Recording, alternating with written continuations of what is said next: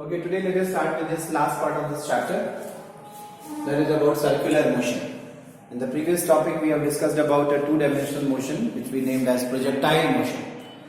In that projectile motion, you have seen that although the velocity, direction of velocity was changing continuously during its motion, but throughout its motion, you saw there was only one acceleration, and that was acceleration due to gravity, which was directed always vertically downwards. So we said it was a two-dimensional motion, but actually it had a unidirectional acceleration, one-dimensional acceleration. Acceleration was only along one direction, but velocity was changing. Velocity was along different directions during its vertical motion and a vertical plane. Whereas today we are discussing now a new topic, circular motion. And circular motion, as I have written, is also a two-dimensional motion. Here also a particle moves in a plane. That plane is in the form of a circle here. That motion takes place in a plane. And that motion, while it takes place, its acceleration is not unidirectional. And here we will learn there is one acceleration known as centripetal acceleration that we will be taking up in the last part of this chapter. And we will find that this acceleration keeps changing its direction. Its direction is actually directed towards the center. That is why it is known as centripetal acceleration. And since it keeps on changing its direction but always remains in the plane of the circle, so we say a circular motion is a two-dimensional motion with a two-dimensional acceleration. Means acceleration is also in a plane which keeps on changing its direction. Now, one important aspect about circular motion is that circular motion is a non-uniform motion. As I am saying, it is a with a two-dimensional acceleration. तो जब भी कहीं acceleration आ गया है, इसका मतलब है कि motion non-uniform है. तो circular motion is a non-uniform motion. I am not saying non-uniform circular motion. Non-uniform motion. Why it is non-uniform? As the direction of velocity keeps changing during its motion. अब हो सकता है direction of velocity के साथ magnitude of velocity भी change हो, लेकिन circular motion अगर है तो वेलोसिटी का डायरेक्शन तो डेफिनेटली चेंज होगा ही. मैग्नीट्यूड में रिमेन कांस्टेंट, मैग्नीट्यूड में चेंज. अगर वो मैग्नीट्यूड भी बदल रहा है तो वो एक और स्पेशल टाइप का मोशन बन जाएगा, वो अभी मैं आपको बता रहा हूं. तो basically circular motion is a non uniform motion and the reason for that is that it's velocity's direction keeps on changing during the motion. Now you can classify circular motion as a uniform circular motion and a non-uniform circular motion. है ना? तो जैसा मैंने कहा, it keeps changing its direction during the motion. Velocity keeps changing its direction. तो direction change होता रहता है, इसलिए motion circular motion non uniform है. लेकिन सर्कुलर मोशन में भी एक यूनिफॉर्म सर्कुलर मोशन हो सकता है, जिसमें जो वेलोसिटी का मैग्नीट्यूड है, जिसमें हम उसका स्पीड कह रहे हैं, स्पीड अगर कांस्टेंट बना हुआ है. एक पार्टिकल सर्कल में घूम रहा है, सर्कल में घूमते घूमते उसकी वेलोसिटी का डायरेक्शन तो बदल रहा है, लेकिन डायरेक्शन के अलावा जो उसका मैग्नीट्यूड है वेलोसिटी का, वो नहीं बदल रहा. एक कांस्टेंट स्पीड से एक सर्कल में अगर एक पार्टिकल घूमता चला जा रहा है, डायरेक्शन ऑफ वेलोसिटी हर वक्त बदल रही है, लेकिन उसकी स्पीड नहीं बदल रही है, देन इन दैट केस उस मोशन को हम कहते हैं यूनिफॉर्म सर्कुलर मोशन. है ना? तो अभी और डिटेल में हम पढ़ेंगे. यूनिफॉर्म सर्कुलर मोशन को कई और तरीके से भी डिफाइन किया जा सकता है. That is the first aspect मैं आई एम टेलिंग यू कि सर्कुलर मोशन यूनिफॉर्म तब होगा जब उस सर्कुलर मोशन में बॉडी जो चल रहा है उसकी स्पीड कांस्टेंट है. और अगर बॉडी जो चल रहा है जिसकी मोशन में वेलोसिटी का डायरेक्शन तो बदल ही रहा है, लेकिन उसकी स्पीड भी बदल रही है, स्पीड इज नॉट कांस्टेंट, मतलब अब उसमें वेलोसिटी के बदलने के दो कारण होंगे. उसमें वेलोसिटी के बदलने के कारण डायरेक्शन भी है और वेलोसिटी के बदलने का कारण स्पीड भी है. इसलिए इस मोशन में हम पढ़ेंगे कि ये वाला मोशन में पढ़ना है हमें. इस मोशन में हम पढ़ेंगे कि इसमें एक पार्टिकल के पास दो एक्सेलरेशन होते हैं. One acceleration caused because of change in direction or another acceleration is caused because of change in speed. इसमें हम पढ़ेंगे यूनिफॉर्म सर्कुलर मोशन में. देखिए मैंने कहा वो नॉन यूनिफॉर्म मोशन है, इसलिए उसमें एक्सेलरेशन तो है, लेकिन इसमें एक्सेलरेशन होने का कारण जो हम पढ़ेंगे वो है सिर्फ चेंज ऑफ डायरेक्शन. स्पीड क्योंकि कांस्टेंट है, स्पीड के चेंज होने से एक्सेलरेशन क्रिएट नहीं हो रहा. लीनियर मोशंस में जो आपने पढ़ा कि particle is moving in a straight line, particle is freely falling, particle was thrown vertically upward, इन सारे मोशंस में पार्टिकल एक ही डायरेक्शन में चलता था, मतलब डायरेक्शन वाज नॉट चेंजिंग. तो यहाँ पे जो एक्सेलरेशंस आपने पढ़े वन डायमेंशनल मोशंस में, उसमें एक्सेलरेशंस का जो की वजह जो थी वो थी चेंज ऑफ स्पीड। अब हम जो एक मोशन पढ़ रहे हैं वो है एक्सेलरेशन की वजह जो पढ़ रहे हैं वो है change of direction. Okay, so let us begin with, but before we start discussing about the kinematics of circular motion, हम इसमें पहले कुछ इंपॉर्टेंट टर्मिनोलॉजीज को सीख ले जो हम बार बार इस मोशन को पढ़ते वक्त यूज करते रहेंगे, क्योंकि फिजिक्स की जो लैंग्वेज होती है वो उनकी टर्मिनोलॉजीज होती है। हम बार बार उन टर्मिनोलॉजीज को यूज करते हुए आगे बढ़ते हैं। तो let us learn some important terminologies of circular motion, और उनको आप लर्न कर लीजिए, है ना। जितने अच्छे से आप टर्मिनोलॉजीज को यूज करते हुए फिजिक्स को जब आप एक्सप्लेन करते हैं किसी को, तो your physics is understood as you have understood well in physics. ठीक है, तो let us learn those terminologies. तो देखिए, सबसे पहला टर्म जो हम पढ़ना चाहेंगे इन सर्कुलर मोशन। सोचिए कि एक पार्टिकल एक सर्कल में ऐसे चलता है, एक सर्कल जिसका रेडियस r है, एक पार्टिकल है p से चलता है, q एंड सो ऑन ऐसे घूम रहा है। p से q तक जाने में उसने एक देखिए सेंटर पर, यह सेंटर पर एक एंगल बनाया। वो जो pq है उसको हम आर्क कह रहे हैं, pq इज एन आर्क, और उसने सर्कल के सेंटर पर एक एंगल बनाया थीटा। ये जो एंगल बन रहा है इस पार्टिकल के मोशन के बाद, इस मोशन की पार्टिकल चलते चलते सेंटर पर एंगल बना रहा है।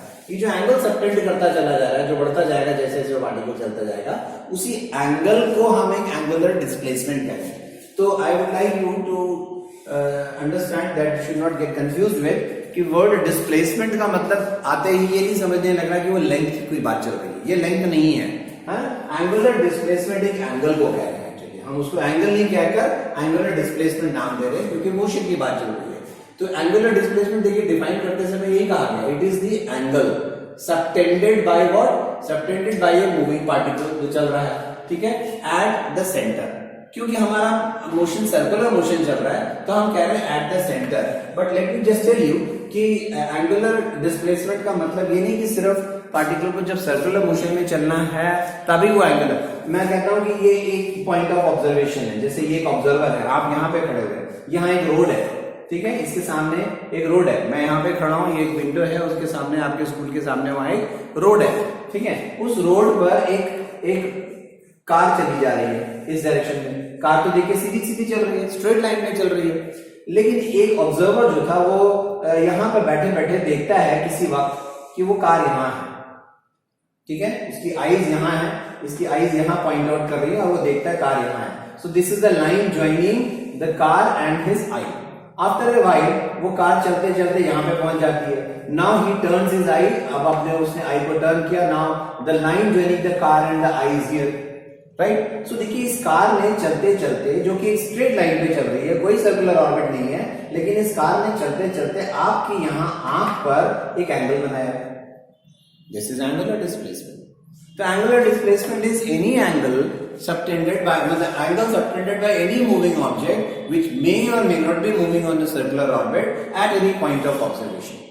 कि एक पार्टिकल चल रहा है, सर्कुलर मोशन में है, स्ट्रेट लाइन में है, कर्व में चल रहा है, किसी भी रास्ते में चल रहा है, चलते चलते किसी एक पॉइंट ऑफ ऑब्जर्वेशन पर वो चलते चलते एक एंगल सबटेंड करता रहता है। उस एंगल को हम एंगुलर डिस्प्लेसमेंट कहेंगे।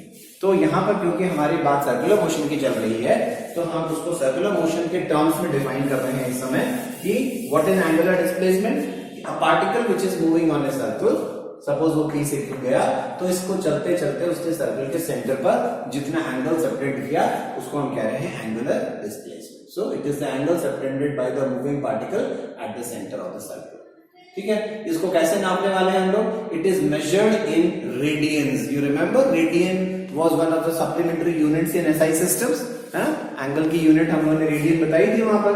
Now is the time to define what is radian. मैंने आपसे कहा था, उस समय आपसे मैंने कहा था कि आप सिर्फ एक डेफिनेशन शायद मीटर की और सेकंड की याद कर लीजिए, बाकी सारी डेफिनेशंस कहीं ना कहीं आपको सिलेबस में मिलेगी। तो देखिए वो डेफिनेशन यहाँ पर आ गया है हमारे सामने। What is one radian? One radian को समझने के लिए देखिए मैंने फिर से एक सर्कल बनाया है। इस बार इस सर्कल का जो रेडियस r है उसी रेडियस के बराबर मैंने एक आर्क दिखाया है, ठीक है। ये वो p और ये q है मान लीजिए। इस बार ये जो आर्क, जो कर्व वाली लेंथ दिखाई पड़ रही है, सीधी सीधी ये कॉर्ड की लेंथ नहीं कह रहा हूं, इस कर्व की लेंथ, ठीक है, मतलब इधर से इस पॉइंट से बिछाते हुए एक रोप लगाते हुए एक थ्रेड लगाते हुए पॉइंट क्यू तक आइए इस लाइन के अलॉन्ग, कर्व के अलॉन्ग, तो उस कर्व की लेंथ कितनी है r, ठीक है, आर्क लेंथ r है। अगर ये arc length exactly equal to the radius है तो इस आर्क ने सर्कल के सेंटर पे जितना एंगल बनाया वो एंगल हम कहते हैं 1 रेडियन। तो 1 रेडियन को डिफाइन देखिए कैसे किया, ध्यान दीजिए, सेंटेंस आपको समझ में आ जाना चाहिए। It is the angle subtended at the centre of a circle, circle के सेंटर पर एक एंगल से सबटेंड हो रहा है। किसने सबटेंड किया, centre of the circle by an arc, कौन सा arc, whose length is equal to the radius of the circle, एक ऐसा आर्क जिसकी लेंथ सर्कल के रेडियस के बराबर हो, वो जो सेंटर पर एंगल सबटेंड करे, उसी सर्कल के सेंटर पे जो एंगल सबटेंड करे उस एंगल को हम कह रहे हैं 1 रेडियन। तो अगर आर्क की लेंथ r थी तो एंगल 1 रेडियन, अगर इस आर्क की लेंथ 2r होती तो डबल r, तो ये एंगल भी डबल हो जाता, 2r हो जाता। अगर 3r होती तो एंगल हो जाता 3 रेडियन। अगर मैं कह रहा हूं आर्क की लेंथ समथिंग l है तो देखिए 1 रेडियन कब बना, जब आर्क की लेंथ l की लेंथ मतलब आर्क की लेंथ r थी जब, तो आप देखा एंगल 1 रेडियन। कैसे आया 1 radian, actually r upon r। जब आर्क की लेंथ 2r है तो एंगल कितना बोल रहे हैं, लेंथ ऑफ द आर्क अगर 2r है तो एंगल हो गया 2r डिवाइडेड बाय r, मतलब जो भी आर्क की लेंथ है उसको r से डिवाइड कर दीजिए तो उतने रेडियन का एंगल बन जाता है। तो मैं पूछ रहा हूं अगर आर्क की लेंथ l है तो एंगल कितना होगा, तो एंगल हो जाएगा l by r, r by r 1 radian, 2r by r 2 radian, 3r by r 3 radian. तो r की लेंथ अगर l है तो l by r, 5r upon r 5 radian, l upon r theta radian. तो कोई भी एंगल अगर हमें फाइंड आउट करना है कि कितने किसी आर्क ने कितना एंगल बनाया तो उस आर्क को उस सर्कल की रेडियस मिला है l बाई r। तो formula is angle in radian is equal to arc length upon radius, ठीक है। अगर ये आर्क लेंथ मैं ऐसे आर्क लेंथ 2r 3r ऐसा करते करते पूरा सर्कमफ्रेंस ले लूं तो पूरा सर्कमफ्रेंस अगर आर्क की लेंथ होता है l is equal to arc length, अगर सर्कमफ्रेंस 2 पाई r होता तो एंगल कितना हो जाएगा 2 pi r divided by r, l by r मतलब 2 pi r divided by r, तो r कैंसिल तो theta is equal to 2 pi. मतलब वो जो पूरा सर्कल है, सर्कल के सेंटर पे जो पूरा सर्कल का एंगल है वो कितना होता है, आप कहते हो डिग्रीज में 360 डिग्रीज होता है, रेडियन में उसी की वैल्यू कितनी आई 2 पाई रेडियन। इसका मतलब 2 पाई रेडियन 360 डिग्रीज हुआ। तो अगर 2 पाई रेडियन 360 डिग्रीज हुआ तो पाई रेडियन कितना हो गया, पाई रेडियन इज 180 डिग्री, ठीक है। तो अगर पाई रेडियन 180 डिग्री है तो 1 डिग्री कितना होगा, 1 degree is pi upon 180 degrees 180 radian. तो अगर मुझे 30 डिग्रीज पता करना है तो पाई बाई 180 इंटू 30 कर दीजिए। 50 डिग्रीज का पता करना है कितने रेडियन होता है तो पाई बाई 180 इंटू 50 कर दीजिए। जैसे मुझे पता करना है 60 डिग्री कितना रेडियन होता है तो पाई बाई 180 इंटू 60 कर देते हैं, 0 0 सीधे पाई बाई 3 रेडियन। तो like this you can use this expression to convert any angle into radians. उल्टा कर से रेडियन से एंगल्स को डिग्रीज में भी ला सकते हैं, है ना। सो that is the first terminology, what is angular displacement. अब आप वर्ड एंगुलर डिस्प्लेसमेंट को बार बार यूज करेंगे। Keep it in mind whenever you use this word angular displacement, we are not talking about a length, it is an angle we are talking about. Okay, चलिए next term पे चलते हैं। See the next term is angular velocity। यहाँ पर भी वही बात, word velocity आते ही मत समझ लीजिएगा कि वो जो हम लीनियर वेलोसिटी की बात कर रहे थे वो है, मतलब it is not measured in metres per second, इसकी यूनिट्स भी देखिए बदल जाएंगे। तो क्या है ये एंगुलर वेलोसिटी, क्या है हमने जैसे वर्ड एंगुलर डिस्प्लेसमेंट डिफाइन किया कि ये एंगल जो पार्टिकल चलते चलते सेंटर पे सबटेंड करता था, तो जैसे जैसे पार्टिकल चलता होगा आगे ये एंगल भी चेंज होता जाता है। एंगल सपोज ये पार्टिकल चल रहा था, एंगल बढ़ता जा रहा है, एक स्टेज आया ये पूरा चक्कर कंप्लीट कर लेता होगा तो एंगल सबटेंड करता हुआ जो सेंटर पे बन रहा है वो 2 पाई रेडियंस हो गया, और आगे बढ़ता है तो 1.5 रोटेशन कर लेता है तो 2 पाई प्लस और पाई चल लेता है तो 3 पाई रेडियन हो जाता है, 4 पाई में पूरा 2 चक्कर लगा लेता है, सो ऑन, ये एंगल बढ़ता चला जा रहा है ना। हम उसको 2 पाई 4 पाई 6 पाई ऐसे मेजर कर सकते हैं, कितने भी एंगल डिग्रीज में, मतलब एंगल यहाँ पर सिर्फ 360 डिग्री पर आगे खत्म नहीं होगा, ये रेडियंस में एंगल बढ़ता चला जा रहा है।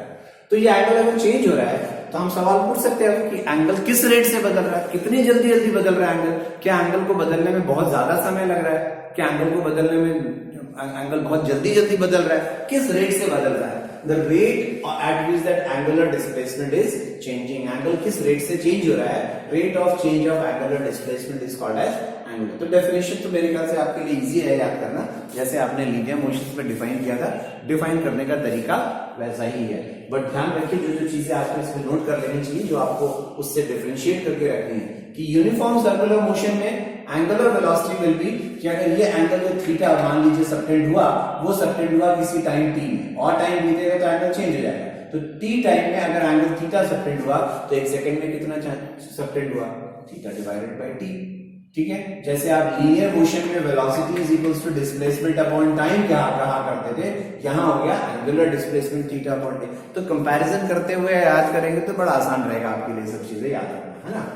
देन नॉन यूनिफॉर्म, जैसे मैंने कहा uniform and non uniform circular motions हो सकते हैं। अगर motion of circular motion, circular motion अगर नॉन यूनिफॉर्म है तो हम उसमें फिर एक इंस्टेंटेनियस एंगुलर वेलोसिटी डिफाइन करते हैं। जैसे आप नॉन यूनिफॉर्म लीनियर मोशंस में इंस्टेंटेनियस वेलोसिटी कैसे निकालते थे, dx upon dt या dr upon dt कहते थे। Like that here instantaneous angular velocity will be d theta upon dt, कि theta is some function of time, theta जो है टाइम के साथ बदल रहा है तो उसको डिफरेंशिएट कर दीजिए।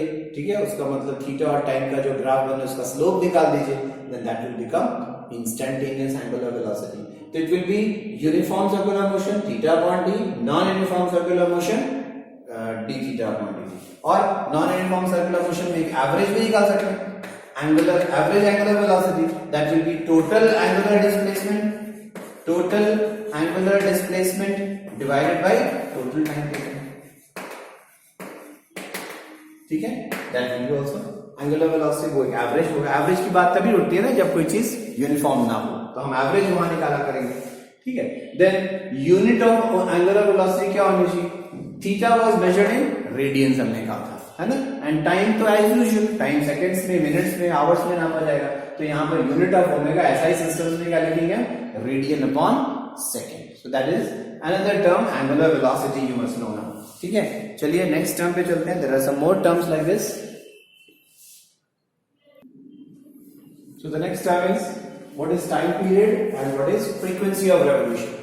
कि एक पार्टिकल सर्किल में चल रहा था, अगर वो चल रहा था तो एक पूरा चक्कर लगाने में कुछ समय लगता होगा। ऐसे ही अगर मैं पूछूं एक चक्कर लगाने में कुछ समय लगने के बाद कि एक सेकंड में वो कितने चक्कर लगाता है, ठीक है, एक चक्कर लगाने में 5 सेकंड लगाता है या एक चक्कर लगाने में सिर्फ आधा सेकंड लगाता है, तो मैं पूछ सकता हूँ कि एक सेकंड में कितने चक्कर लगाता है। तो एक चक्कर लगाने में, एक रेवोल्यूशन कंप्लीट करने में कितना टाइम लगता है, that is called as time period, जिसको हम कैपिटल टी से डिनोट किया करेंगे। ठीक है, और अगली बात कि number of revolutions in unit time can be 1 minute, 1 second, 1 hour, जो भी हो सकता है। The number of revolutions in unit time that is called as frequency of revolution. एक बोल रहे हैं कि एक रेवोल्यूशन होने का समय, और दूसरा पूछ रहे हैं कि एक सेकंड में कितने रेवोल्यूशन हुए। ठीक है, तो अगर मैं ये कहूं कि इन टाइम टी, जिसको मैं टाइम पीरियड कह रहा हूं, कितने रेवोल्यूशन हो जाते हैं टाइम टी में, एक रेवोल्यूशन, है ना। तो in time T number of revolution अगर 1 हुए, तो मैं अगर आप ये पूछूं कि इन यूनिट टाइम टी सेकंड में एक रेवोल्यूशन हुआ, तो एक सेकंड में कितना हुआ, टी सेकंड में 1, तो एक सेकंड में 1/t रेवोल्यूशन। ठीक है, द नंबर ऑफ, तो then in unit time number of revolutions कितने हो गए, 1/t। और एक यूनिट टाइम में कितने रेवोल्यूशंस कंप्लीट हुए, उसी को तो हम फ्रीक्वेंसी कहते हैं। इसका मतलब frequency is equals to 1/t। ठीक है, तो टाइम अगर सेकंड्स में नापा जाएगा तो फ्रीक्वेंसी ऑफ रेवोल्यूशन पर सेकंड में नापा जाएगा। पर सेकंड क्या, पर सेकंड मतलब सिर्फ पर सेकंड नहीं बोला जाता फ्रीक्वेंसी को, पर सेकंड यूनिट, तो एसआई सिस्टम में उसकी यूनिट पर सेकंड ही लिखी जाएगी। डायमेंशन जब लिखा जाएगा फ्रीक्वेंसी का तो टी इनवर्स ही लिखा जाएगा। लेकिन जब हम पर सेकंड बोल रहे हैं तो क्या, किस चीज की बात चल रही है, तो यूनिट ऑफ टाइम पीरियड तो सेकंड, मिनट एक्सेट्रा जो भी लिखा जाएगा। लेकिन हम जब यूनिट ऑफ फ्रीक्वेंसी लिखते हैं तो frequency is measured as either RPS में लिखा जाता है या फिर आरपीएम। ये आरपीएम आई सपोज बड़ा कॉमन सा टर्मिनोलॉजी है, आप सब लोग जानते हैं, है ना। RPS stands for revolutions per second, कि एक सेकंड में कितने रेवोल्यूशंस हुए। RPM means revolutions per minute, एक मिनट में कितने रेवोल्यूशंस हुए। और इन दोनों में देखिए कैसा रिलेशनशिप है, 1 आरपीएस, एक रेवोल्यूशन पर सेकंड, एक सेकंड में अगर एक रेवोल्यूशन हो रहा है तो 1 मिनट में कितने हुए, तो 1 मिनट में कितने सेकंड होते हैं 1 मिनट में 60 सेकंड होते हैं। अगर 1 सेकंड में 1 हो रहा है तो 1 मिनट में कितने होंगे 60 रेवोल्यूशन। तो 1 RPS is equal to 60 revolutions per minute. तो इसकी मदद से आप रेवोल्यूशंस पर सेकंड को रेवोल्यूशंस पर मिनट में कन्वर्ट कर सकते हैं। रेवोल्यूशंस पर मिनट अगर दिया हुआ तो उसको आप रेवोल्यूशंस पर सेकंड में कन्वर्ट कर सकते हैं। ठीक है, you can use this expression to convert them. So these are two important terminologies. Okay, now with these terminologies let us once again go back to the जो term अभी हमने define किया था एंगुलर वेलोसिटी, उसको एक बार और हम देखिए इनके टर्म्स में कैसे लिख सकते हैं।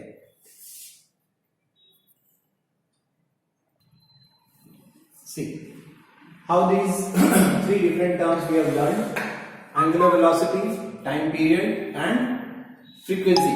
They are related together.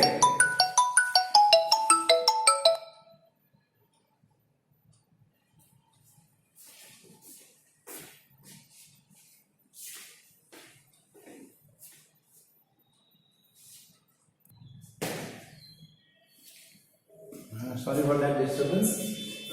So we were here, we were talking about relationship between omega t and n. So if t is time period, that is time taken to complete one revolution, you know in one revolution angle subtended at the center by that particle will be 2 pi radians, है ना, 360 degrees। एक revolution का मतलब एक revolution का time t, एक revolution में कितना एंगल बन गया सेंटर पर 2 pi radian। तो angular velocity जो कि हमने कहा थीटा अपॉन t होता है, तो एक रेवोल्यूशन में मतलब 2 पाई डिवाइडेड बाई टी, है ना। अगर टी सेकंड्स में नापा जा रहा है तो रेडियंस पर सेकंड, ये मिनट्स में नापा जा रहा है तो रेडियंस पर मिनट, लाइक दैट, है ना। अच्छा, एक और रिलेशन भी हमने क्या पढ़ा, frequency was 1 upon time period. Frequency का मतलब time period is 1 upon n and n is equals to 1 upon time period. तो अगर ये 2 पाई अपॉन t है means it is 2 pi into 1 upon t, तो 1 अपॉन t को मैं n लिख दूं तो omega can also be written as 2 pi n। ठीक है, तो n अगर रेवोल्यूशंस पर सेकंड में है तो ये रेडियंस पर सेकंड में हो जाएगा, n अगर रेवोल्यूशंस पर मिनट में है तो ये रेडियंस पर मिनट में हो जाएगा। एक एग्जांपल के थ्रू देखिए समझते हैं। What is the angular velocity of the minute hand of a clock? You understand the minute hand? आपके पास आपकी घड़ी में जो एक मिनट हैंड है, what is the time period of minute hand? हाँ, एक सेकंड हैंड होता है, एक मिनट हैंड होता है, एक आवर हैंड होता है। तो उसमें से जो मिनट हैंड है उसका एक रेवोल्यूशन, एक चक्कर पूरा मिनट हैंड कितनी देर में लगा लेता है ना, 1 घंटे में, तो it is 60 minutes. Minute hand की बात कर रहा हूं। सेकंड हैंड, उसमें जो सबसे तेज चलने वाली नीडल होती है उसको सेकंड हैंड कहते हैं, वो अपना एक रेवोल्यूशन 1 मिनट में लगा देती है। उसके बाद जो उसे थोड़ी सी स्लो चलने वाली है वो है मिनट हैंड, उसको एक रेवोल्यूशन लगाने में 1 आवर का टाइम लगता है ना। और सबसे छोटी जो सबसे स्लो चलती है वो है आवर हैंड, उसको एक रेवोल्यूशन करने में कितना टाइम लगता है 12 आवर्स, है ना। तो इस तरह से वो उनके टाइम पीरियड्स हैं। तो मिनट हैंड को मैंने लिखा 60 मिनट्स या 1 hour, exam can be written as 1 hour, मैंने 60 मिनट्स लिखा। तो उसके एंगुलर वेलोसिटी क्या हो जाएगी, देखिए इस फॉर्मूले के अनुसार 2 pi upon t, 2 pi upon 60, that means it is pi upon 30 radians, क्योंकि ये मिनट्स में है तो रेडियंस पर मिनट। आवर में लिखता तो 2 पाई अपॉन 1 लिख देता तो हो जाता 2 पाई रेडियन पर आवर। ठीक है, ऐसे देखिए एक और एग्जांपल फ्रीक्वेंसी के टर्म्स में। Frequency of revolution of some fan, एक फैन है वो घूमता है, उसकी फ्रीक्वेंसी ऑफ रेवोल्यूशन आपको बताई जा रही है। कैसे भी लिखी रहती है, देखिए फैंस पर आपके व्हीकल्स के इंजन्स की फ्रीक्वेंसी लिखी रहती है। तो frequency of revolution of a fan is suppose 400 radian पर मिनट, 400 आरपीएम। 400 अगर आरपीएम है तो उसकी एंगुलर वेलोसिटी कितनी है मैं पूछूंगा अगर, तो it's angular velocity is omega is equal to 2 pi n, n is 400। तो ये मैंने कहा क्योंकि रेडियंस पर मिनट में, तो इट बिकम्स 800 पाई रेडियन पर मिनट। ठीक है, सो that is how you can use these expressions, एक दूसरे से कंबाइन करके इस तरह से हम इनको यूज कर सकते हैं। Very frequently they will be used also. Let us come to another term in this circular motion. So this is a very important term in circular motion, linear velocity. आप सोच रहे होंगे सर्कुलर मोशन है तो linear velocity कहां से आ गई? इसमें भी लीनियर वेलोसिटी देखिए क्या है, कहां है लीनियर वेलोसिटी? ये पार्टिकल चल रहा है सर्कुलर मोशन में, ये पार्टिकल एक सर्किल में घूम रहा है। एनीथिंग इन मोशन, कोई भी चीज चल रही है तो उसके पास तो वेलोसिटी है ना। यहां क्या हो रहा है कि एक पार्टिकल जो इस सर्किल में चल रहा है हर मोमेंट अपनी डायरेक्शन ऑफ वेलोसिटी बदल रहा है। जैसे मैंने कहा कि पार्टिकल सर्किल में p से चलना शुरू करता है, तो देखिए जब वो p पर है तो उसकी वेलोसिटी का डायरेक्शन इधर है, वो इस तरफ चला जाता है ना। लेकिन जब वो q पे पहुंचा तो अब वो इस तरफ चला जा रहा है, जब वो किसी तीसरे पॉइंट पे पहुंचेगा तो वो इस तरफ चला जा रहा है। किस तरफ चला जा रहा है, मैं किस तरफ मार्क कर रहा हूं, what is the direction of velocity of the particle moving in a circle at any point. Diagram में देख के समझ में आ रहा है? Yes, it is along the direction, along the tangent to the circle. कि जब भी पार्टिकल सर्कल में घूम रहा है उसकी वेलोसिटी का डायरेक्शन वो उस वक्त जहां है उस पॉइंट पर एक टेंजेंट ड्रॉ करिए। तो the direction of velocity is always along the tangent to the circle. तो देखिए एक ही टेंजेंट दो अलग अलग पॉइंट्स पे नहीं हो सकता, इसका मतलब हर पॉइंट पर, क्योंकि टेंजेंट बदल रहा है, इसका मतलब हर पॉइंट पर वेलोसिटी का डायरेक्शन बदल रहा है। So there is a particle moving in a circle with a changing direction of velocity, और यही कारण था, हमने कहा था कि that circular motion is a non uniform motion, क्योंकि इसमें पार्टिकल लगातार अपने डायरेक्शन ऑफ मोशन को बदल रहा है। हो सकता है इस पार्टिकल में चलते चलते उसकी जो स्पीड है वो नहीं बदल रही, वो कांस्टेंट बनी हुई है, स्पीड कांस्टेंट है, मतलब हर बार वो इक्वल इंटरवल्स में इक्वल दूरी तय करता है, दूरियां वो तय करता जा रहा है, बराबर दूरियां तय कर रहा है इक्वल इंटरवल्स में, स्पीड कांस्टेंट है, लेकिन डायरेक्शन बदलने की वजह से हम कह रहे हैं वेलोसिटी कांस्टेंट नहीं है, वो बदल रहा है। ठीक है, तो देखिए इसकी वेलोसिटी का एक्सप्रेशन कैसे लिखें। हम वेलोसिटी को डिफाइन नहीं कर रहे हैं, वेलोसिटी की डेफिनेशन तो हम लोग ऑलरेडी पढ़ चुके हैं, it was the rate of change of displacement. तो यहां देखिए मैंने क्या दिखाया कि सपोज कभी एक पार्टिकल जो था सर्कल में चलता हुआ वो पॉइंट P पर था, वो चला और P से चलकर Q पर पहुंचा। अब क्योंकि ये कर्व है, लेकिन एक बहुत बड़े सर्कल का एक छोटा सा कर्व हम लगभग एक स्ट्रेट लाइन मान सकते हैं, तो उसको हम एक लीनियर डिस्प्लेसमेंट कंसीडर कर सकते हैं। तो पार्टिकल P से Q जो मैं दिखा रहा हूं, सोचिए कि एक बहुत बहुत छोटा आर्क है। ओके, इस P से Q तक जाने पर उसने समय लगाया, मतलब उसने डिस्प्लेस कितना किया, P से Q तक ये जो लेंथ दिखाई पड़ रही है, मान लीजिए वो एक स्ट्रेट लाइन है, ठीक है, बहुत छोटा इमेजिन करने के लिए कह रहा हूं, वो कितना है डेल्टा S, और P से Q तक जाने में उसने कितना समय लगाया, डेल्टा T सेकेंड्स का समय लगाया, और ऐसा करने पर उसने सर्कल के सेंटर पर कितना एंगल सबटेंड किया, जिसका रेडियस R है, एंगल सबटेंड किया उसने डेल्टा थीटा। ये सब बहुत छोटा छोटा है, delta t is very small time interval, delta s is a very small linear displacement and delta theta is a very small angular displacement। छोटा इसलिए कंसीडर करना पड़ रहा है क्योंकि अगर बड़ा कंसीडर करोगे तो ये एक कर्व बन जाएगा, फिर उसको हम एक लीनियर डिस्प्लेसमेंट नहीं कह पाएंगे। तो छोटा इसलिए कंसीडर करने के लिए कहा जा रहा है कि वो एक लगभग स्ट्रेट लाइन दिखाई पड़े, और वो टेंडिंग टू जीरो जब हम कर देंगे टाइम को तो वो बिल्कुल स्ट्रेट लाइन हो जाएगा, वो एक पॉइंट पे पहुंच जाएगा। फिर तो हमारी डेफिनेशन क्या थी, लीनियर डिस्प्लेसमेंट, वेलोसिटी की डेफिनेशन थी linear displacement upon time taken. Velocity is displacement upon time, displacement vector होता है और वेलोसिटी भी वेक्टर है। तो वेलोसिटी उसी डायरेक्शन में होता है जिस डायरेक्शन में डिस्प्लेसमेंट है। अगर ये डिस्प्लेसमेंट है और इसको आप बहुत छोटा कंसीडर कर रहे हो तो वो टेंजेंट बन जाएगा, छोटा छोटा छोटा करोगे तो ये कहां जाएगा, टेंजेंट बन जाएगा वो छोटा सा डिस्प्लेसमेंट। तो इसलिए मैंने कहा velocity is along the tangent. ये भी क्लियर हो गया कि वेलोसिटी टेंजेंट के अलोंग क्यों है। तो डेल्टा एस का डायरेक्शन, v का डायरेक्शन। ना मैग्नीट्यूड ऑफ वेलोसिटी, अगर मैं पूछूं सिर्फ वेलोसिटी का मैग्नीट्यूड कितना है तो it is magnitude of displacement upon time taken. ना अभी हम थोड़ी देर पहले पढ़ चुके हैं कि एंगल होता था आर्क अपॉन रेडियस। अगर ये एंगल डेल्टा थीटा है तो उसके लिए आर्क है डेल्टा एस अपॉन रेडियस। तो delta theta is arc upon radius, तो डेल्टा एस क्या हो गया, आर इंटू डेल्टा थीटा। ठीक है, तो इस डेल्टा एस को आर डेल्टा थीटा यहां रिप्लेस करिए तो क्या मिला हमें, v is equal to R delta theta upon delta T.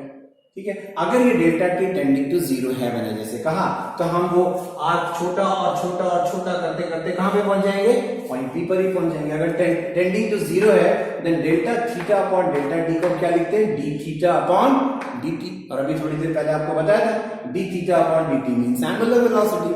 ठीक है, तो वेलोसिटी जो थी हमारी टेंजेंशियल वेलोसिटी, लीनियर वेलोसिटी, वो क्या है, v टेंजेंशियल या linear velocity is r times, this is r times d theta upon dt means omega. तो ये है आपका relationship between angular velocity and linear velocity.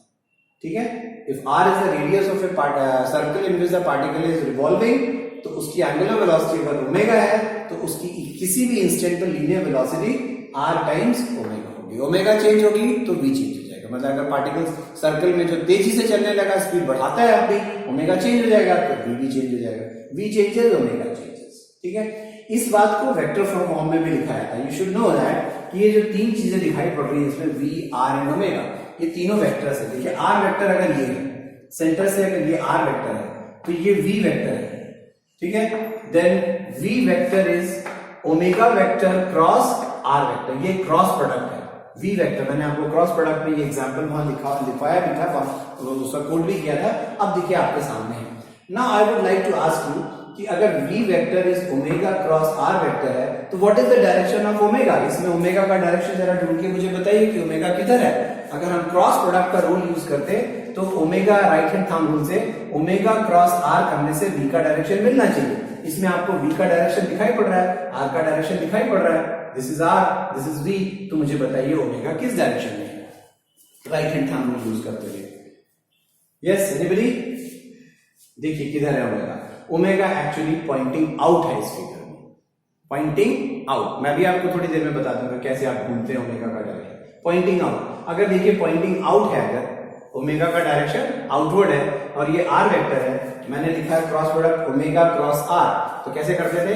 Right hand thumb rule में fingers first of all in the direction of first vector, omega vector is first vector, तो omega और r vector इधर है तो ओमेगा क्रॉस r, ऐसा करेंगे ना, omega cross r, thumb will be in the direction of velocity. देखिए है ना उसी डायरेक्शन में वेलोसिटी, ओमेगा अगर इधर हुआ तो ओमेगा क्रॉस r, करेक्ट। तो ओमेगा इज पॉइंटिंग आउटवर्ड्स, उसको जज करना सिंपल है। उसके लिए भी आप अपने राइट हैंड को यूज करिए, आपका थंब फिंगर्स के परपेंडिकुलर रखिए, फिंगर्स को उस डायरेक्शन में घुमाइए जिस डायरेक्शन में पार्टिकल सर्कल में घूम रहा है। कैसे घूम रहा है मैंने लिखा है, पार्टिकल सर्कल में इस तरह से घूम रहा है। जिस डायरेक्शन में पार्टिकल घूम रहा है अगर उस डायरेक्शन में आप अपने राइट हैंड की फिंगर्स घुमा रहे हैं तो थंब जो होगा वो डायरेक्शन ऑफ एंगुलर वेलोसिटी बता देगा आपको।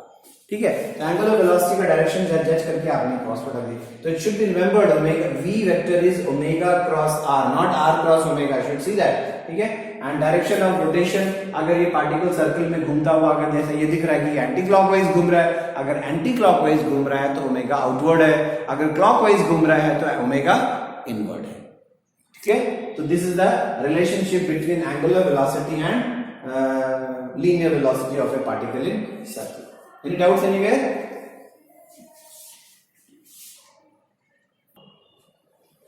Let us see this important term of this chapter, of this topic. What is the acceleration in this uniform circular motion? है ना, ऊपर वाला सेंटेंस सुन कर ही देखिए आपको थोड़ी सी बात एकदम से अटैक करती होगी। एक्सेलरेशन भी है और यूनिफॉर्म भी आप कह रहे हैं। यूनिफॉर्म सर्कुलर मोशन है। मैंने आपसे शुरू में ही कहा कि circular motion is not a uniform motion. ये एक यूनिफॉर्म सर्कुलर मोशन की बात चल रही है इस समय, बट वो यूनिफॉर्म मोशन नहीं है। यूनिफॉर्म सर्कुलर मोशन में भी एक्सेलरेशन है, इवन दो उसमें स्पीड नहीं बदल रही थी, इवन दो उसमें एंगुलर वेलोसिटी नहीं बदल रही है, एंगुलर वेलोसिटी भी कांस्टेंट है, लीनियर वेलोसिटी का मैग्नीट्यूड भी कांस्टेंट है, फिर भी इसमें एक्सेलरेशन है। तो वो क्यों है, वेलोसिटी क्यों चेंज हो रही है इसमें?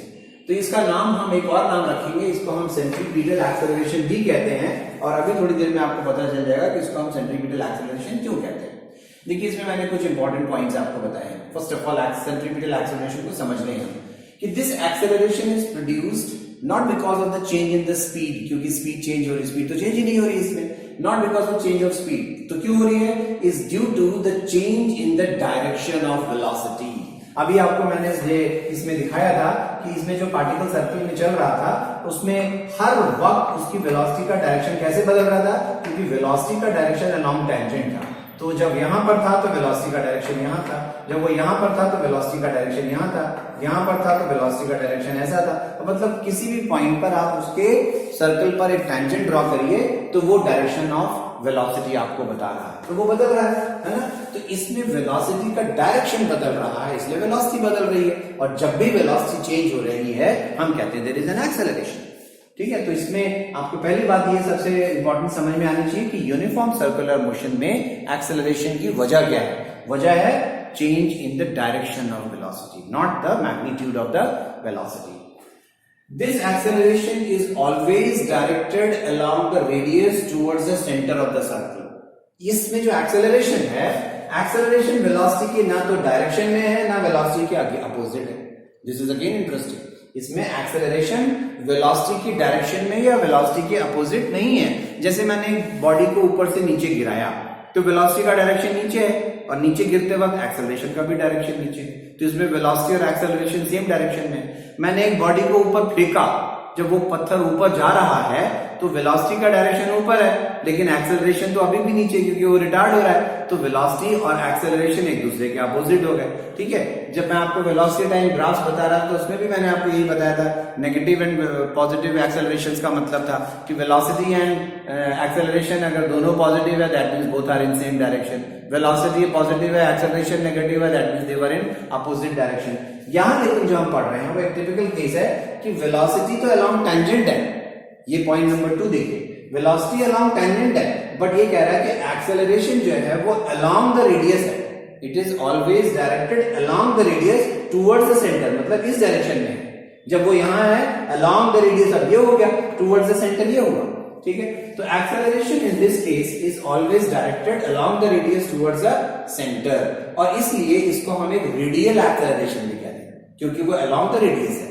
It is a radial acceleration, also called as centripetal acceleration. Radial इसलिए क्योंकि वो along the radius है, centripetal इसलिए क्योंकि वो towards the center directed है, उसका डायरेक्शन देखिए हमेशा towards the center है। क्लियर? दोनों नाम समझ में आ गए, दोनों नाम देने के पीछे मकसद समझ में आ गया क्या है इसके पीछे। Since the direction of acceleration also keeps changing, ये भी एक इंपॉर्टेंट पॉइंट है इस मोशन में कि देखिए जब एक्सेलरेशन सेंटर की तरफ है मतलब वो इस तरफ है, जब वो पार्टिकल चलकर यहाँ पे पहुंच गया तो एक्सेलरेशन अब इधर है, मतलब पहले एक्सेलरेशन इधर था अब एक्सेलरेशन इधर, अब इधर है अब इधर हो गया, मतलब एक्सेलरेशन का डायरेक्शन भी बदल रहा है, मतलब वेलोसिटी का डायरेक्शन बदल रहा है तो वो नॉन यूनिफॉर्म मोशन हो गया, लेकिन एक्सेलरेशन का डायरेक्शन भी बदल रहा है तो इसका मतलब वो एक नॉन यूनिफॉर्मली एक्सेलरेटेड मोशन हो गया, इसलिए ही बात लिखी हमने। ठीक है, keeps changing so it is also a non uniformly accelerated motion. तो सर्कुलर मोशन नाम के लिए यूनिफॉर्म है, देखिए इसमें सब कुछ नॉन यूनिफॉर्म दिखाई पड़ रहा है। इसमें मोशन हम कह रहे हैं it is a non uniform motion, it is a non uniformly accelerated motion. So you should know कि वो यूनिफॉर्म क्यों कहला रहा है। उसमें यूनिफॉर्म है तो क्या है, उसमें एंगुलर वेलोसिटी यूनिफॉर्म है। सर्कल में घूमते घूमते एंगुलर वेलोसिटी का डायरेक्शन कहां था, आउटवर्ड, वो ना डायरेक्शन बदल रहा है ना मैग्नीट्यूड बदल रहा है। ओमेगा अगर कांस्टेंट बना हुआ है, पार्टिकल सर्कल में घूमते घूमते लगातार एक ही स्पीड से घूम रहा है, जितना समय एक चक्कर लगाने में लगाता है उतना ही चक्कर फिर लगाता है, समय लगाता है, हर बार उसको उस एक चक्कर को लगाने में सेम समय लग रहा है, इसका मतलब उसकी एंगुलर वेलोसिटी कांस्टेंट है। एंगुलर वेलोसिटी कांस्टेंट होना मतलब यूनिफॉर्म सर्कुलर मोशन होना, लेकिन इस यूनिफॉर्म सर्कुलर मोशन में वेलोसिटी कांस्टेंट नहीं है, एक्सेलरेशन कांस्टेंट नहीं है। ठीक है, इस एक्सेलरेशन का नाम है centripetal acceleration. Let us find out centripetal acceleration कितना होता है।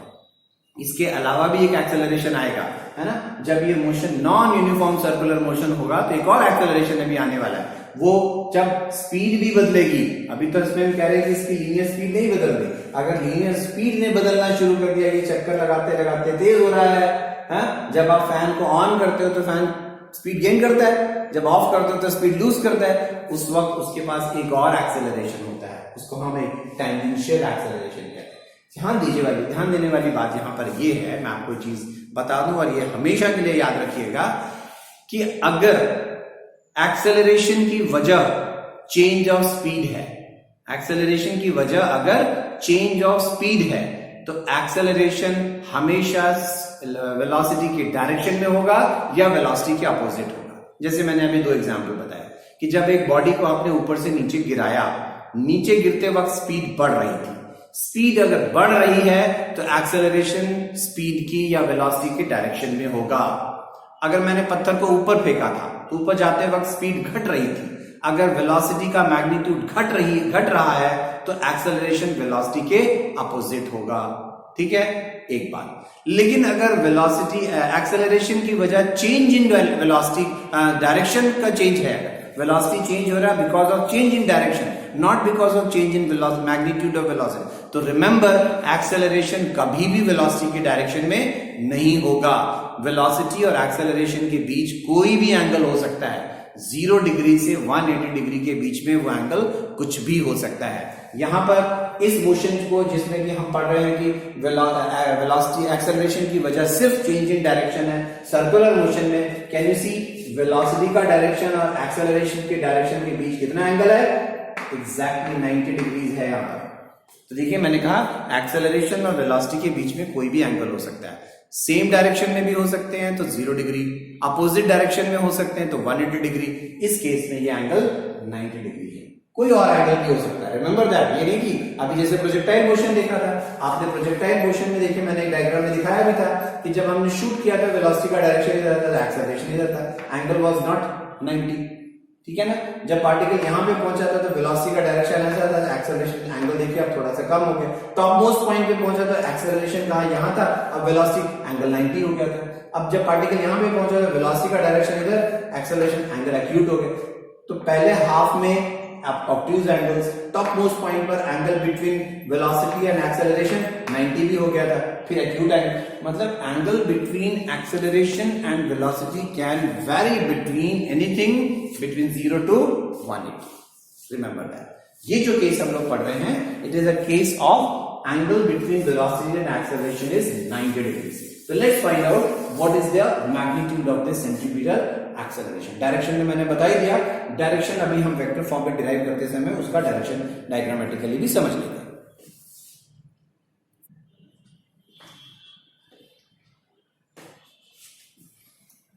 देखिए सेंट्रीपिटल एक्सेलरेशन को डिराइव कैसे करें। Look at this figure first of all.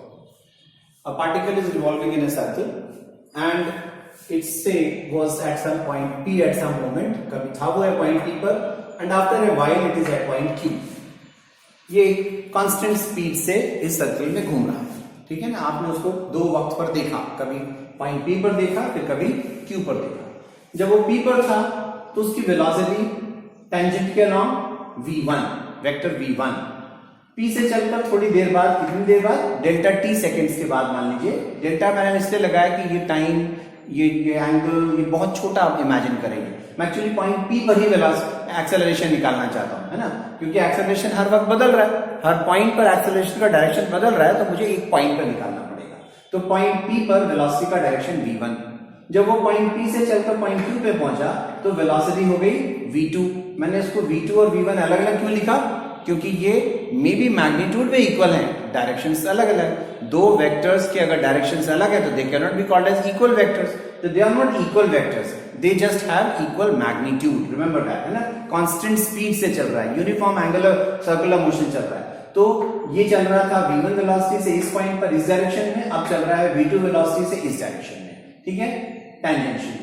तो पॉइंट P से Q तक जाने में लगा टाइम t, इसने पॉइंट P से Q जाने पर एंगल सबटेंड किया सेंटर पर डेल्टा थीटा। लेट अस से कि इसने इस डेल्टा t सेकेंड्स में जो छोटा सा आर्क मैंने दिखाया है PQ, वो कितना है, डेल्टा s। ये सारी स्पेसिफिकेशंस पहले इस डायग्राम में समझ लीजिए ध्यान से, ठीक है। r is the radius of circle, this is the radius of the circle, इस सर्कल में चल रहा है ना। इस मोशन में देखिए कुछ चीजें जो हमें मालूम है कि अगर v1 and v2 are the velocities at point P and Q, P और Q पर जो वेलोसिटीज मैंने लिखी हैं, इनकी स्पीड कांस्टेंट होने से, इस सर्कुलर मोशन में स्पीड कांस्टेंट होने की वजह से वी कैन राइट कि that magnitude of v1 and magnitude of v2 they are equal, क्योंकि स्पीड कांस्टेंट है। डायरेक्शंस बदलने की वजह से वेलोसिटीज तो अलग अलग लिखेंगे हम लोग, लेकिन स्पीड सेम है। And suppose that speed is v, linear speed इसको मैं कहूंगा, ठीक है। तो स्पीड इज कांस्टेंट, ठीक है। अच्छा, अब देखिए मुझे इस फिगर में मैं इस फिगर की मदद से एक और फिगर बना रहा हूं, वो इंपॉर्टेंट है समझना जरा। मैंने ये जो वेलोसिटी का वेक्टर दिखाया हुआ है, see that this vector, length of this vector is same as the length of this vector. दोनों लेंथ बराबर दिखाई देंगे, क्यों? क्योंकि दोनों के मैग्नीट्यूड सेम है। अब मैंने क्या किया, इस फिगर से ये दोनों वेक्टर्स को निकाल लिया, ठीक है। ये वेक्टर लाया एज इट इज, बिना डायरेक्शन, बिना लेंथ बदले यहां रखा, ठीक है, एज इट इज, और इसको यहां से उठाया, इसको निकालकर यहां ले आया, और दोनों को एक ही पॉइंट से ड्रॉ कर दिया, को इनिशियल वेक्टर्स ड्रॉ कर दिया, ठीक है। v1 vector, v2 vector. और क्या किया, इन दोनों वेक्टर्स के जो यहां हेड्स है, मैंने देखिए पॉइंट B से C तरफ एक वेक्टर ज्वाइन किया, इसका नाम रख रहा हूं for time being delta V vector. आप चाहो तो अभी मत लिखो, BC वेक्टर भी लिख सकते हो चाहो तो। डेल्टा V वेक्टर क्यों नाम रखा है, अभी आपको थोड़ी देर में समझ में आ जाएगा। अब देखिए जरा इस ट्रायंगल में आप ट्रायंगल लॉ यूज कर सकते हो। इसमें दिखाई पड़ रहे होंगे आपको कि there are two vectors which are in sequence in order. एक वेक्टर है जो कि नॉन सीक्वेंस है, वो अपोजिट ऑर्डर में है। तो इसका हम ट्रायंगल लॉ की मदद से क्या कह सकते हैं कि the vectors which are in sequence, कौन से, A B vector and B C vector, मतलब V1 vector plus delta V vector. तो थर्ड वेक्टर देख रहे हैं आप रिवर्स सीक्वेंस में, उल्टा है ये, इधर ना होके इधर है ये, तो इसका मतलब इन दोनों वेक्टर्स का सम ये होना चाहिए, है ना। तो what is V1 vector plus delta V vector according to the triangle law is V2 vector. But therefore what we can write is delta V vector क्या हुआ, इसका मतलब delta V vector is V2 vector minus V1 vector. अब मैंने कहा particle P से चलकर Q पे पहुंचा। अगर P इनिशियल पॉइंट था तो that means this is initial velocity, और थोड़ी देर बाद डेल्टा t सेकंड्स के बाद Q पे पहुंचा, V2 हो गया, that means this is final velocity. ठीक है, final velocity minus initial velocity is change in velocity, that means V2 minus V1 vector delta V जो आया वो है चेंज इन वेलोसिटी। ठीक है, और यू कैन सी कि वो एक जीरो वेक्टर तो नहीं है, उसकी एक लेंथ है, इसका मतलब वेलोसिटी चेंज हुई है। एंड कैन यू सी, ना तो डेल्टा V V1 की डायरेक्शन में है, ना ही डेल्टा V V2 की डायरेक्शन में है ना। अगर मैं ये एंगल छोटा और छोटा और छोटा करूं तो ये एंगल्स कितने हो जाएंगे, ये अगर एंगल टेंडिंग टू जीरो, और ये देख रहे हैं आप, ये मैग्नीट्यूड इक्वल थे, तो दैट मींस ये कैसा ट्रायंगल है, कैसा ट्रायंगल है ये, this is an isosceles triangle जिसके दो साइड्स इक्वल है।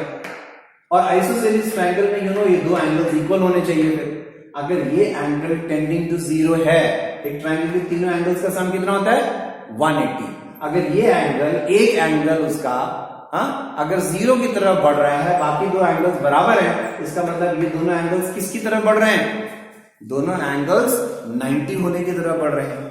जब ये एंगल जीरो हो जाएगा तो ये दोनों एंगल्स 90 हो जाएंगे। अच्छा, अब मैं वापस जा, इसको ये एंगल को 90 मान के चलिए।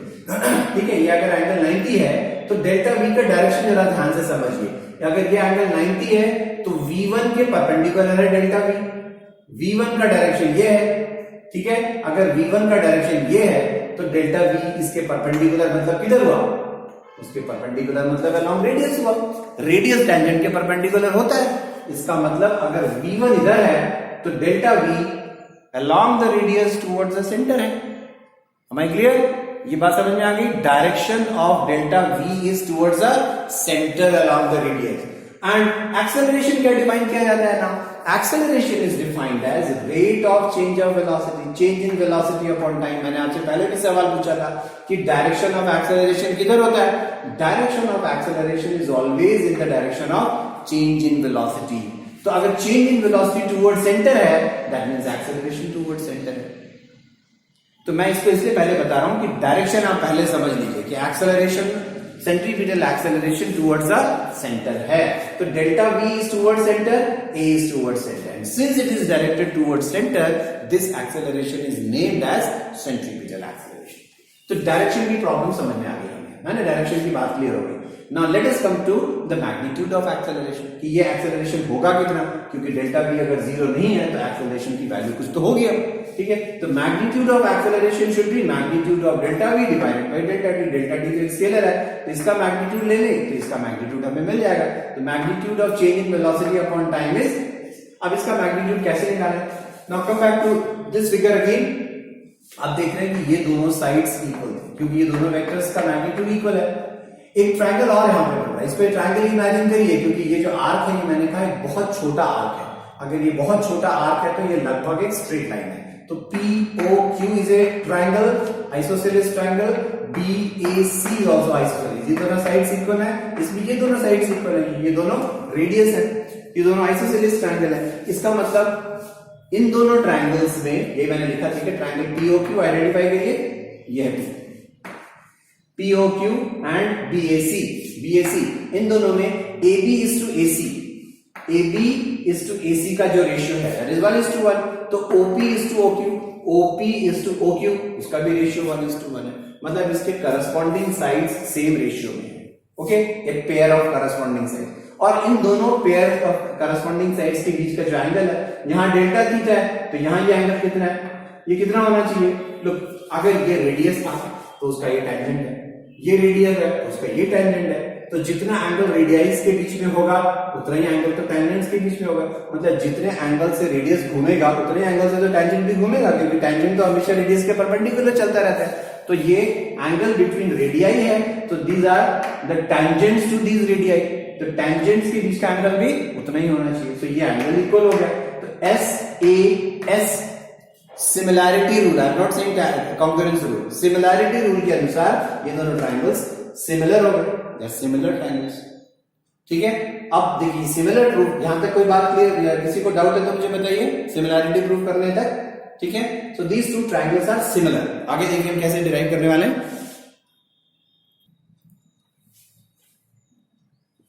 यस, देखिए सिंपल है आगे का, क्योंकि ट्रायंगल सिमिलर प्रूफ कर दिया हमने, है ना। तो ट्रायंगल सिमिलर की प्रॉपर्टी क्या होती है, all corresponding sides must be of same ratio. तो अगर मैं BC को PQ से कंपेयर करूं, जो रेशियो BC और PQ को होना चाहिए वो रेशियो AB और OP का भी होना चाहिए। तो BC of this triangle, PQ of this triangle, AB of this triangle, OP of this triangle, corresponding sides का रेशियो सेम होता है, that is the property of similar triangles, है ना।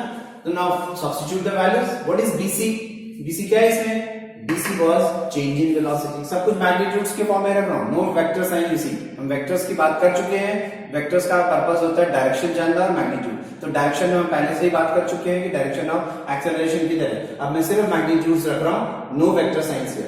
तो BC is magnitude of vector delta V, तो delta V, PQ length of this arc, that is delta S, is equals to AB.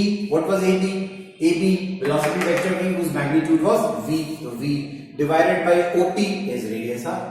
ठीक है, तो delta V upon delta S is V upon R. तो what is delta V? V is V upon R into delta S. Cross multiplied here. ठीक है, let us divide both the sides by delta T.